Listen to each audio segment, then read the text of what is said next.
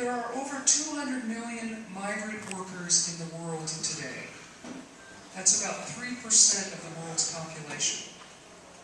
They help to support families at home, and the United States is the largest source of those remittances, which flow in largest portion to India, China, Mexico, the Philippines, and France.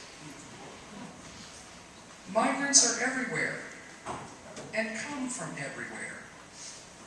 15% of Ireland's population today is foreign-born, and the largest sender of those migrants is the United States.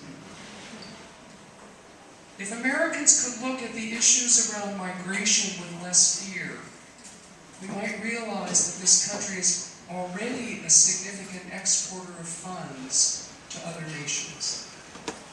Reuniting families and regularizing the status of workers already here would undoubtedly have a positive effect both on our economy and on our tax base. It's also abundantly clear that immigrant young adults from many parts of the world are increasingly filling our universities and graduate schools. Those students are a significant part of the creative brain power available here. And the question is how they can and will bless this nation and the world in the future. We're not going to get out of this political morass around immigration reform until we lift our eyes and see the bigger picture. The ability to migrate is a fundamental human need and a deep part of our spiritual identity as Christians and as members of the Abrahamic tradition.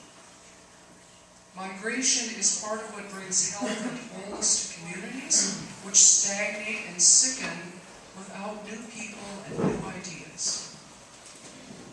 The God who loves us all will continue to send us out to cross the borders that have no place in the divine dream of a world of peace with justice.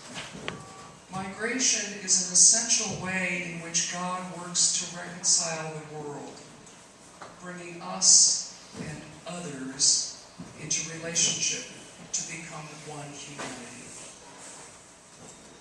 The descendants of Abraham are still living into the promise he received, that his offspring and his very name would bless the nations. Our immigration policy is not living up to that promise of blessing. While we have learned to speak of undocumented migrants rather than that oxymoronic illegal ones, there remains some deep irony in insisting that migrants have and carry identification that participates in that lack of blessing. How can the action of Christians and other people who claim a heritage of justice help all people to be a blessing to this world? How will we challenge our legislators to reject fear and prejudice in fear of policies that ensure reasonably fair access to labor, that reunite families, that refrain from punishing able students who were brought here as children? We live with a vision of shalom, my friends. If we share the dream of a holy community, like the one where the lion lies down with the lamb, where swords are beaten into plowshares, and no one uses violence or studies war anymore, then we must